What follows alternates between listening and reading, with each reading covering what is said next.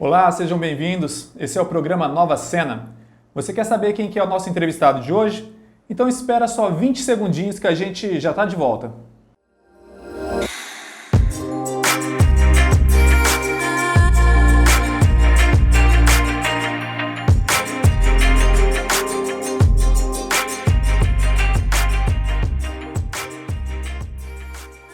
Um oferecimento Paraíso Supermercados e Nova News, a notícia com credibilidade. E o nosso entrevistado de hoje é o pastor Reinaldo, subtenente de Souza. Como que eu chamo o senhor? Seja bem-vindo. Ô Marco, obrigado pelo convite, obrigado por estar aqui com vocês, é uma grande alegria. Reinaldo, né, porque subtenente já, por mais que o militar ele não se aposenta, ele vai para a reserva, mas hoje, né, a gente já está aí na vida civil, então pode me chamar de Reinaldo, que fica aí tudo tranquilo. E entre essa vida militar, essa vida eclesiástica, não sei se eu posso chamar assim, como que foi entrar nesse meio da igreja? Veio primeiro a igreja, depois o militarismo, como que aconteceu isso na sua vida? Primeiro veio o militarismo, né? Eu sou militar desde os 19 anos de idade. Foram 3 anos de exército e logo em seguida fiz o concurso em 96 para o bombeiro, entrei em 97. E no ano de 2012, então, é que eu fui ordenado pastor. Então passou um tempinho, né? Já aqui em Nova Andradina? Isso, já aqui em Nova Andradina. Mas eu me converti no ano de 2000. Então de lá para cá a gente vem trabalhando na igreja, mas o chamado para ser pastor realmente aconteceu em 2009. E como você sabe, os nossos pastores batistas vão para o seminário, estudam por 3 anos, fazem o bacharelado de teologia e depois são aceitos pela igreja, passam por um concílio examinatório. Em 2012 eu passei por esse concílio e estou aqui na Igreja Batista até o dia de hoje, né? Amanhã já não sei. Essa questão, o senhor falou que entrou no âmbito militar aos 19 anos, provavelmente tinha terminado o ensino médio poucos anos antes. Qual que foi o que pesou para você optar por essa função? Na realidade, eu acredito que nós, Marcos, somos movidos por sonhos, né? Eu penso assim. Então, desde criança, muito criança, eu sonhava em usar farda. Policial, bombeiro não pensava em bombeiro. Mas ser policial, servir as Forças Armadas. E Deus me deu a oportunidade de sair lá da minha cidade do interior, Panorama, interior de São Paulo aqui, e me alistei em Campo Grande, e aí fiz o primeiro ano obrigatório, né? E depois fui convidado para ficar mais 2 anos, servindo como soldado engajado, e de lá então, no último 3º ano eu fiz o concurso do bombeiro, e aí dei continuidade à carreira militar, deixei o exército e fui para o corpo de bombeiros. E quando você chegou no corpo de bombeiros, qual que foi a impressão? Deu aquele choque de realidade por ser muito diferente ou não do exército? Sim, muito diferente. Só sobra alguma coisa do exército a parte de organização militar. Mas as funções, as atribuições, elas são totalmente diferentes, né? O exército a gente está ali, aquartelado, com a vivência do quartel, somos um país pacífico, né? Não estamos em guerra, não sei alguns países em que o exército brasileiro ele faz algum trabalho, no caso na época era o Haiti e alguns outros países, mas no bombeiro não. No bombeiro você entra para uma atividade extrema, contínua, novidade todos os dias, situações adversas todos os dias. Então, assim, é um choque muito grande de realidade na função. Para quem já é militar, sofre menos, porque já vem do contexto militar. E o bombeiro é militar. Então, mas na questão de atribuição, são coisas totalmente distintas, bem diferentes. O senhor falou a respeito de situações adversas. Entrou jovem no âmbito militar, já foi para a reserva. Tem algum fato nesse meio tempo assim, que te marcou, que você acha bacana citar para a gente? Nossa, são muitas as situações, né? Porque são aí 21 anos de bombeiro, né? Até eu pedi a reserva. São muitas situações. O que mais marca a gente é o sofrimento, né, Marco? Ser humano. São famílias que perdem seus entes queridos, são pessoas que perdem os seus patrimônios. Então, na maioria das vezes, o bombeiro ele está trabalhando em questão que há um sofrimento ali, né? E a gente não é só bombeiro, a gente tem que ser psicólogo, tem que ser amigo, tem que confortar, tem né? como separar, é um momento de tensão, É né? um tudo dentro de um todo, né? Porque a gente não pode, às vezes a pessoa está nervosa, os parentes estão nervosos com aquela realidade, com aquela situação. E o bombeiro ele é treinado para isso. Ele é treinado para, além do atendimento ali, naquele local, né, do sinistro, do acidente, ainda dar um conforto para quem está ali ao lado, sofrendo com aquela situação adversa. Então nós sempre temos tido esse cuidado, né? Eu sempre tive esse cuidado de tratar as pessoas também envolvidas com muito carinho, muito respeito, ouvi-las ali depois do acidente, né? Depois já entrega a vítima aos cuidados médicos, dá um atendimento um pouquinho maior para a família que está ali. Então a gente faz de tudo um pouco, é uma profissão fantástica, né? Eu falo que se eu nascesse de novo, queria ser bombeiro novamente, né? E graças a Deus, Deus me concedeu essa honra e cumpri, espero ter cumprido, né, com zelo e dedicação o tempo que eu permaneci lá. E o senhor já chegou a algum caso de que os bombeiros foram acionados? Na hora que você olhou a vítima, conhecia ela? Como que foi a sua reação? Ah, sim, né? Principalmente os bombeiros que trabalham no interior, tem muito isso, né? A gente sempre vai encontrar alguém que conhece de algum lugar. Talvez não tenha um relacionamento, mas se torna conhecido.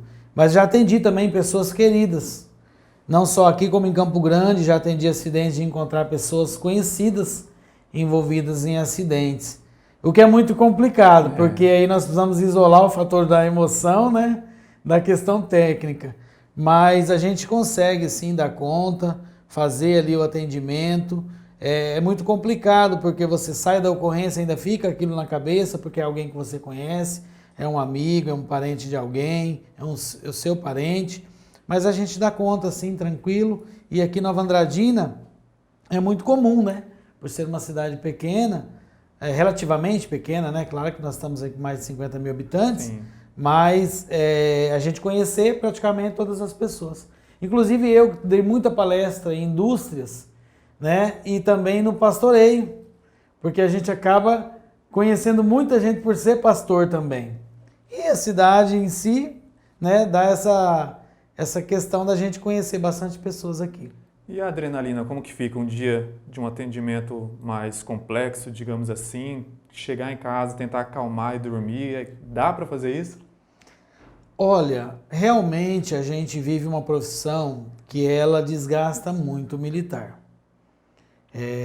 O bombeiro, ele termina a carreira dele, muitos de nós, bem desgastados, justamente por isso, né? Porque nós trabalhamos sempre com adrenalina lá em cima. Sempre para chegar rápido, sempre para fazer um atendimento rápido. E mesmo que estando no quartel, a mente está todo momento alerta para que, se acontecer, a gente já sair ali para atender. Então, todo momento a gente está, sem contar que a gente ama muito a profissão. Então, às vezes, aconteceu várias vezes, mesmo de folga, em grandes eventos, a gente ser convocado para ajudar em atendimento. Existe uma escala chamada escala de sobreaviso, pelo menos tinha até 2018. Eu não sei se hoje existe mais, né? Mas tinha, que você estava em casa, um grande acontecimento, ligava para você, olha, vem para cá que a gente precisa. Então, às vezes, você está no seu sofá, assistindo um jogo, assistindo um filme, você tem que sair dali, sair do 0 ao 100 em questão de segundos para poder atender. Então, a gente tem um desgaste muito grande. As pessoas falam, às vezes, os militares aposentam cedo. Mas não é que o militar aposenta cedo, é porque a profissão exige demais. Então, 30 anos de trabalho numa corporação, você sai realmente... se você pesquisar, às vezes, a taxa de mortalidade dos militares é bem abaixo do que que o IBGE coloca como a normalidade. Por quê? Porque a gente, às vezes, sai com problemas cardíacos, problema mental, problema dos mais diversos possíveis, né? Devido a essa adrenalina sempre em alta, sempre em alta. E você acumula isso durante 30 anos, o que sobra para a sua aposentadoria, né? Quase que nada. Eu fico imaginando, perguntei sobre essa questão da adrenalina, por exemplo, eu não vi nenhum estudo, mas Fico no campo leigo imaginando alguém que não saiba lidar com essa adrenalina. Creio que o Corpo de Bombeiros até instrua a respeito disso, mas que pode, por exemplo, desencadear em vícios, alguma coisa que a pessoa acabe encontrando um meio de falar, de conseguir baixar a adrenalina para dormir, para descansar. Então é muito importante, né, encontrar esse meio termo, né? É verdade. Na realidade, eu sempre conheço, né, companheiros que realmente eles desafogam, né? Sim. E em certas situações, como o álcool, às vezes o cigarro. Temos amigos que fumavam até bastante, né? Para poder fazer essa descarga. Eu busquei isso na religião. Então, para mim, estar numa comunidade religiosa me ajudou muito. Tenho também amigos católicos que fazem a mesma coisa, né? Então, assim, existe muito isso. Existe muita gente que busca esse lado de descarregar isso aí, o que é muito prejudicial, né? Para si, para a família. Posso citar casos, né? Mas eu conheci pessoas que realmente saíam do trabalho e às vezes descarregava na bebida, no cigarro, em tantas outras situações, né, que se apresentam. O que eu acho bacana, legal dos bombeiros é que não é de hoje, é uma das corporações, entidades públicas com maior aceitação, maior aprovação da população. Para o senhor, a que se deve? Eu acredito que se deve à própria função, né? Nós temos os nossos companheiros policiais. Então os policiais, eles vão sempre chegar numa questão de conflito. Eles vão chegar para prender o filho de alguém, né? Para apartar a briga de uma família. O bombeiro, por si só, você só vai chamá-lo para te ajudar em algo. Geralmente naturalmente, tem um polo só, né? Isso. Então, naturalmente, as pessoas vão pegar um vínculo maior com o Corpo de Bombeiros, porque é óbvio, é uma coisa natural. Eu sou pós-graduado em Sociologia. Então, a gente estuda que conforme você atua em certas áreas, as pessoas vão gostar mais de você ou não, né? Conforme você atua dentro da sociedade, vai atrair para você. Então, às vezes, eu até acho muito injusto com os policiais, né? O bombeiro é amado e o policial parece que... E não, na realidade, o policial, ele também tem todas as qualidades. Eles estão aí para proteger a sociedade, né? Mas a função, às vezes, é ingrata. Sim. Porque ele só vai chegar para fazer apreensões, para fechar um bar, para atender uma briga de família. Então, obviamente, ele vai estar envolvido diretamente em conflito. O bombeiro não. Né? As pessoas, ninguém vai chegar assim, a maioria das vezes vai dizer, graças a Deus a PM chegou. Mas o bombeiro, graças a Deus, o bombeiro chegou, né? Então, Sim. Naturalmente gera. Agora, é claro, a corporação tem os seus méritos, trabalhamos sempre buscando a excelência, tratar o ser humano como ser humano, nunca deixar que seja apenas um CPF ou um contribuinte que sofreu um acidente. Ali é uma pessoa, né? Ali é alguém que precisa de ajuda, precisa ser assistido. Então, o bombeiro, como eu disse lá no início, o bombeiro tem toda uma característica que faz a pessoa falar, poxa vida, fui bem atendido, né? Por mais que o bombeiro esteja fazendo naturalmente a obrigação dele, daquilo ali, mas um pouquinho a mais que ele dá, torna essa aceitação muito grande diante da sociedade. E para você que está gostando da nossa entrevista, espere só um minutinho que a gente já volta. Vamos para os nossos comerciais. No Paraíso Supermercados tem oferta todo dia e muitas opções para você que quer presentear aquela pessoa especial. Além de uma linha completa de pijamas, lingeries e moda fitness. Paraíso Supermercados. Acesse nossas redes sociais e fique por dentro. E nós estamos de volta. Pastor, ou subtenente, ainda não consigo encontrar um jeito de falar.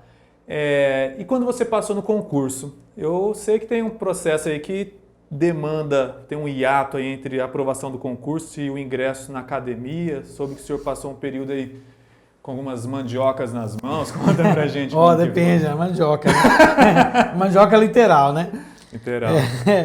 Na realidade, essa história é muito interessante, né? Porque eu estava servindo o Exército e eu dei baixa para poder entrar na corporação, né? No bombeiro. E nesse intervalo demorou para chamar. É o que acontece hoje com todo mundo que faz Natural, concurso, natural.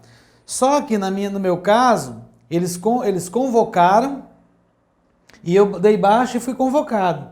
Só que o grande problema foi que teve que dividir as turmas. Então, na época eu me lembro que eu era o número 146. Então dividiu por 100, turmas de 100. Nossa. E eu fiquei, né, para a segunda turma. E aí, agora desempregado, recém-casado, né? E desempregado. Então eu não tinha o que fazer, fui trabalhar para descarregar caminhão de mandioca. Rapaz. Né?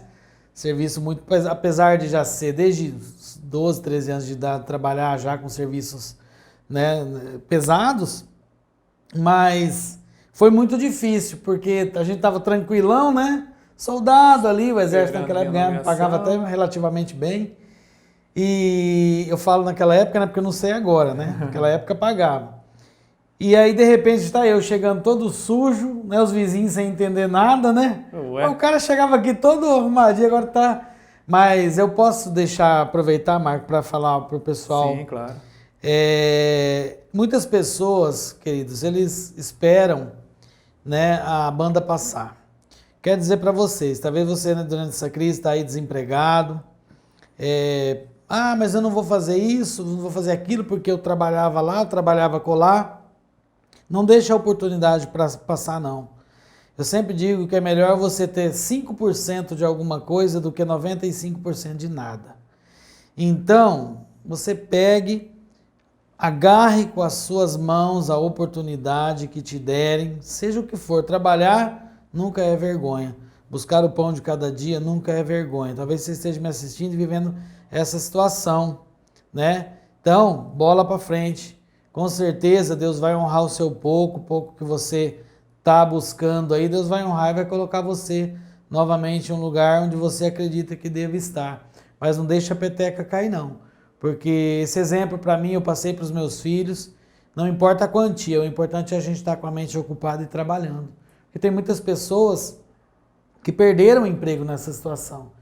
Que estava lá em cima. E de repente aparece algo menor. Mas ela se sente constrangida porque isso não deve acontecer. A gente deve...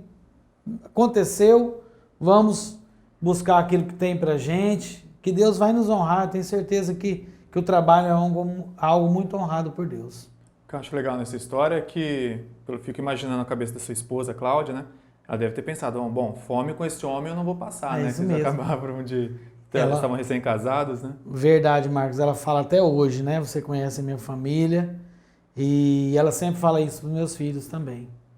Que o homem, né? Nós, homens, nós temos essa responsabilidade, né? De, no mínimo, manter o mínimo na nossa casa, o sustento da nossa casa. E realmente, ela sentiu e sente, eu sei, até hoje essa segurança, né? De que pode acontecer o que acontecer. Mas tem alguém ali que vai batalhar, não vai se envergonhar de fazer algo menor para poder manter o sustento de casa. Hoje a gente ri, por exemplo, por ser uma história, mas não indignifica em nada. Nem sei se essa palavra existe, na verdade, mas fica aí. É verdade. O senhor já era convertido nessa época? Não, nessa época não. Nessa época eu tomava ainda umas... né? Não que quem não tome, né? Ou quem tome não seja convertido, sim, né? Sim. Não é isso, não estamos aqui para tratar disso. Mas na época eu não, tinha lá meus costumes, bebia, né? Gostava de jogar uma bolinha à tarde, apesar que eu nunca fui muito bom de bola, né? Mas os amigos sempre convidavam, a gente ia. E aquela vida, né, normal de qualquer um. Me converti 3 anos depois desse evento. E como que foi? Porque, sim, a gente olha assim, conversando com muitas pessoas, assistindo alguns testemunhos, parece que a pessoa, sou cristã e largou tudo que fazia até ontem. É assim mesmo? Foi assim com você? Olha, eu não posso dizer para você que porque cada um tem uma maneira, né? Mas comigo não. Comigo, eu sei que a salvação é um ato de Deus, como o ladrão na cruz. Ele salvou a alma daquele ladrão, né? Como Jesus fez. Mas há um processo de limpeza, né? Há um processo de descontaminação, que a gente costuma chamar de santificação, que vai continuar a vida inteira. Tem pessoas que ele acredita que se ele se converter hoje, ele, né? Chega, nasce uma asa atrás, né? Tão santo que fica, né? No meu processo não foi assim não, Marcos. Eu busquei a igreja porque eu estava perdendo a minha família, né? Eu bebia demais, tinha um problema com bebida alcoólica, né? Festas, essas coisas, e eu estava perdendo realmente a minha família na época, minha esposa e o meu filho, Mateus. Então, assim, Deus falou ao meu coração e eu busquei uma mudança, Deus me encontrou no caminho, né? E eu tive o processo. Então eu me converti, mas eu ainda, naquele princípio eu tinha uma vontade ainda de tomar bebida alcoólica, eu tinha muitos costumes, né? De palavras. Então essas coisas, elas com o tempo, elas foram sendo moldadas e modificadas. Então a minha conversão, a minha salvação, eu creio que foi um ato de Jesus Cristo na cruz, né? E amém. Agora o processo de santificação, ele iniciou lá, ele vai terminar o dia que eu deixar esse corpo aqui, né? E partir para a glória eterna que Jesus prometeu para nós. E sobre o pastoreio, como que foi? Quanto tempo o senhor passou nesse processo de conversão até o pastoreio? Como que surgiu? Porque o senhor era militar, uma coisa assim mais bruta, digamos assim, né? Hierarquia, disciplina e de repente aparece esse Reinaldo manso. Manso e suave. Olha, então, na realidade, desde quando eu fui para a igreja, eu sempre exerci liderança. Eu não sei se liderança é algo que se nasce, né? Há uma tese aí, né? Uns acham que a gente adquire, outros acham que a gente nasce líder. Eu até então, na minha vida, até os 18 anos, eu não me via líder de nada. Eu sempre tive muita influência com os amigos e tal, de organizar as coisas e tal, mas eu não me via como ninguém influente ou para liderar. Depois entrando na corporação, naturalmente vai fluindo alguma coisa, né? E quando eu me converti no ano de 2000, para você ter uma ideia, minha última ressaca pesada foi no Mundial que o Corinthians ganhou em 2000. Marcou por causa disso. A série de 2012. Em 2012. Olha que coincidência. Em 2012 ganhou de novo, eu fui ordenado pastor, né? Olha só, Coringão. Olha o Coringão aí na história, né? Mas foi a última comemoração mesmo, que eu me lembro a data certinha por causa disso. Então acho que foi dia 9 de fevereiro, e eu me converti no dia 12 ou 13 de fevereiro, uma coisa assim. Foi no comecinho de fevereiro, as datas agora não me lembro bem. Em 2012, até então, o processo trabalhando na igreja como líder em todos os setores, sempre exerci liderança na igreja. Em 2009 eu senti o desejo, na realidade, não de ser pastor. Eu queria ser capelão militar. Então, para ser capelão militar, você precisa ter bacharelado em teologia e 3 anos de experiência pastoral. Então, esse foi o processo para eu ser pastor. Porque eu acredito que quem quer ser pastor, não é pastor. Não é, né? Eu tenho isso comigo. Tem gente que fala, eu quero ser pastor, eu quero ser pastor. E eu acredito que quem quer ser pastor, não sei não se teve o chamado para ser pastor. Porque você olha na Bíblia, ninguém que queria foi e ninguém que foi queria. Todos foram chamados, tirados de algum lugar para isso. Isso é uma coisa lá, depois se alguém achar aí alguém que se ofereceu, me fala, não sei, Isaías, né? Mas só estava ele e Deus. Aí Deus perguntou para ele, quem enviarei? Só estava ele e Deus, né? Não tinha alternativa para ele, né? Vai tu mesmo. Mas aí em 2012, Marcos, terminei em 2011 a faculdade. Em 2012 eu senti o desejo no coração, né? De trabalhar na igreja. Deus falou comigo que eu tinha algo a mais para oferecer para a igreja. E tirou do meu coração aquela questão de capelania. E aí você já conhece, né? Público também, muita gente que deve estar assistindo me conhece. Nós estamos aí na Igreja Batista desde 2012, trabalhando, graças a Deus, né? Trabalho no Ministério de Famílias, mais especificamente. E espero cumprir o meu chamado até quando Deus quiser, quando Deus permitir. E voltando ainda em relação a esse processo de santificação que o senhor mencionou, né? Que mensagem, por exemplo, o senhor deixaria? Porque a gente fala agora, depois de ter passado esse processo, soa até fácil, mas só quem está passando por ele sabe da dificuldade, né? Eu tenho uma história até semelhante, mas hoje não é o dia do meu testemunho, é o dia aqui do pastor, né? Quando você, sei lá, me batizei, estou frequentando a igreja, estou participando de grupo disso, grupo daquilo, de liderança, de repente eu caí em algo que eu tinha colocado no meu coração que eu não queria mais. Vamos supor uma bebida alcoólica, o cigarro, aí a pessoa já se sente a pior de todos, fala, igreja não é para mim, religião não é para mim, vou largar a mão disso. Olha só, fiquei um mês, já caí de novo. O que você falaria para alguém que está vivendo isso? Para nunca deixar a igreja, nunca deixar aquilo que ele creu. As pessoas, Marcos, elas acreditam que a pessoa chega na igreja, até a própria pessoa acredita, que ela vai chegar na igreja e tudo vai... Eu sempre cito a pessoa que está com muitos problemas de dívida. Aí ela se converte. Não vai aparecer as duplicatas queimadas na frente da casa dela. O banco não vai mandar o gerente lá, ó, o Marcos se converteu, vai lá e quita todas as dívidas dele. Você vai se converter, o processo que você deixou para trás vai ter que ser apagado, você vai ter que negociar aquilo lá, você vai ter que conversar com seus credores. Então, o processo de conversão dos nossos costumes é a mesma coisa, né? Então a pessoa chega com vício de cigarro, com vício da bebida, tinha vício de sexo, tinha vício de pornografia. Se ele for confiar nele para se livrar disso aí, ele não vai conseguir. Então ele tem que se lançar naquilo que ele creu, que no caso, se for uma igreja cristã, em Jesus Cristo, e permanecer, continuar a ser perseverante.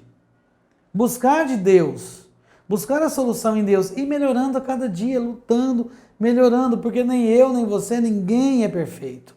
Nós vamos tropeçar em alguma coisa. A Bíblia diz em Romanos 3:23 que não há nenhum justo sequer. Nenhum justo sequer. Nem o pastor, nem o padre, nem o bispo, nem o papa, ninguém. Todos nós somos pecadores. Então as pessoas têm muito isso. A pergunta é fantástica, por isso. As pessoas acreditam que ela vai chegar na igreja e tudo vai ser solucionado. Ela não vai ter mais desejos nenhum, ela não vai ter desvios de conduta nenhum. Ela tem que lutar contra isso, mas ela não pode abandonar se porventura ela sofrer alguma queda. Porque é um processo de descontaminação, como um dependente químico. O dependente químico ele sai depois de tanto tempo lá da clínica, mas ele ainda está num processo. Tem coisas que você vai ter que fugir a vida inteira. Você tem que reconhecer onde você é fraco, né? Exatamente. Precisamos reconhecer. Então, se eu sou um ex-alcoólatra, cara, eu não vou arriscar ficar perto de pessoas que estão bebendo. Não é verdade? Se eu tenho um problema de pornografia, o que eu tenho que fazer? Tirar as coisas que podem me levar àquela situação, mesmo estando dentro da igreja. Porque a pessoa tem suas quedas, tem seus problemas, tem suas dificuldades, todos nós temos. Então a gente tem que continuar, e a igreja também entender que às vezes as pessoas estão ali buscando a Deus para poder melhorar. E nós mesmos, às vezes como cristãos, o cara está com um ano que se converteu e não muda. Deixa ele lá. Deus vai tratando devagar, doses homeopáticas, conforme o querer de Deus sobre a vida dele. Né? Então é assim que funciona. Pelo menos a minha conversão foi dessa forma. Então eu posso falar do que eu vivi. Sim. Né? Tenho ainda defeitos, tenho ainda problemas a serem solucionados. Mas enquanto eu estiver nessa terra, eu vou caminhar entre altos e baixos. Não tem outra alternativa para nós aqui. Eu achei bacana a fala do senhor, porque num período que a gente está, que fala muito sobre teologia da prosperidade, falar sobre esses assuntos que deveriam ser corriqueiros acaba sendo um pouco tabu. E por falar em tabu, na última semana a gente entrevistou a psicóloga Gisele Gotardi, falando sobre prevenção ao suicídio dentro das ações do Setembro Amarelo. Do ponto de vista cristão, como que o senhor observa uma forma da gente tentar combater mais efetivamente isso? A igreja, né? Como pastor eu digo que a igreja, ela tem que ser o ouvido do mundo, né? As pessoas hoje, elas precisam ser ouvidas. As pessoas estão cansadas de sermão. As pessoas estão cansadas de 10 fórmulas para enriquecer. 5 fórmulas para o seu casamento, né? Olha, tal coisa, você se olhar no espelho, você vai vencer. As pessoas já começaram a cansar disso.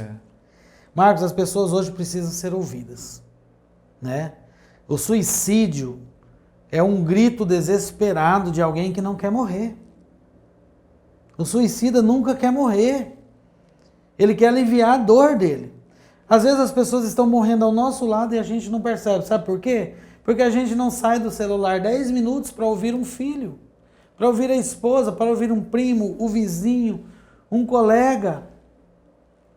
A pessoa está conversando com você e você está ali no celular, eu estou no celular, um desrespeito total. Essa pessoa vai desesperada e comete algo contra a própria vida. Então, mesmo que a pessoa não vá se converter, porque nós temos um grande problema na igreja, a gente só quer fazer algo para você se você se converter. E a igreja não está para isso, a igreja está para pregar o evangelho, mas amar o mundo. Porque a palavra de Deus diz, porque Deus amou o mundo de tal maneira. Se Deus amou o mundo de tal maneira, por que nós não devemos amar o mundo de tal maneira? Nesse sentido de ajuda, sim, claro, né? Ajudar as pessoas. Então o suicídio, as pessoas precisam ser ouvidas mais. Nas igrejas, nas comunidades, em qualquer lugar que as pessoas estejam, a gente precisa aprender, sentar um pouquinho e ouvir, e não chegar com fórmulas prontas. Porque fórmulas prontas não vão resolver. Não vão mudar a situação de ninguém. Sabe o que resolve? É você ter um ombro para chorar. Sem julgamentos. Eu sou meio molão, o senhor falando, eu já estou... Não, mas é verdade. Eu atendo pessoas, às vezes fico 1 hora e meia conversando, eu pouco falo. Porque eu deixo a pessoa falar, conversar, desabafar. Não dou conselhos, simplesmente ouvir. E depois a gente vai reestruturando a vida dessa pessoa, vai falando alguma coisinha. Mas tem os psicólogos, tem os pastores, tem o padre, né? Pessoas que estão aí prontas. Então, para você que nos assiste e está neste momento sofrendo, por favor, né? O Marco tem o telefone, a gente está aí para conversar com você, para sentir a sua dor com você, né? Saber qual é a sua dificuldade, chorar junto. É para isso que a igreja existe, para aliviar a dor do mundo também, né? O sal, a luz, para temperar a sua vida, para iluminar o seu caminho. É para isso que nós estamos aqui, para isso que Deus nos chamou. Pastor Reinaldo, subtenente de Souza, eu quero agradecer essa entrevista. Obrigado, Marco. Testemunho. Não sei se certamente vai impactar vocês, mas eu aqui do seu lado mesmo, parece que é a primeira vez que a gente conversa que eu senti algo assim, muito orgulho de ter você na minha convivência entre amigos, na igreja, e agora está aqui nesse momento na nossa entrevista. Muito obrigado mesmo. Marco, eu que agradeço de coração, é muito importante, viu? Você trazer os profissionais aqui, como você trouxe, né, esses dias atrás, e a gente precisa mesmo, né, divulgar muitas coisas, o testemunho da nossa vida, e também colocar diante do público, né, que para tudo há uma solução. Né? Para tudo há uma solução. Deus, Ele conhece cada célula do nosso corpo, conhece os nossos pensamentos. Para quem crê, né? Infelizmente, quem não crê, fica difícil a gente até dizer algo, né? Mas a maioria da população esmagadora, né? Da população crê que é um Deus que cuida de todas as coisas. Então eu agradeço do fundo do meu coração todo o seu carinho, né? Todo o seu carinho de ser padrinho de casamento, né? De ver sua família crescendo. E a gente fica muito feliz, muito obrigado à equipe, que Deus possa abençoar grandemente. E se precisar, estamos aí à disposição, tá bom? Nós que agradecemos. A equipe é o Severino, um dia vocês vão conhecer ele. E para você que gostou dessa entrevista e quer ver muitas outras, já sabe, acesse novaandradina.ms. Nossa entrevista também está disponível no formato podcast, no Spotify e outros agregadores de podcast. Nos vemos na próxima semana e se você tiver alguma sugestão de entrevistado, posta aqui nos comentários que a gente providencia para você, beleza? Tchau, tchau!